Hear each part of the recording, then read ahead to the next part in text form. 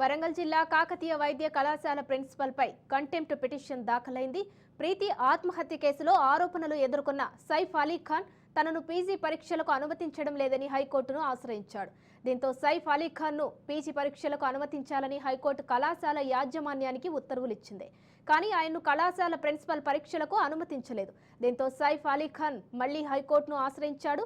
ఈ కేసుపై విచారణ చేపట్టిన కోర్టు కళాశాల ప్రిన్సిపల్కు నోటీసులు ఇస్తూ ఈ నెల 27న విచారణకు హాజరు కావాలని ఆదేశాలు జారీ చేసింది.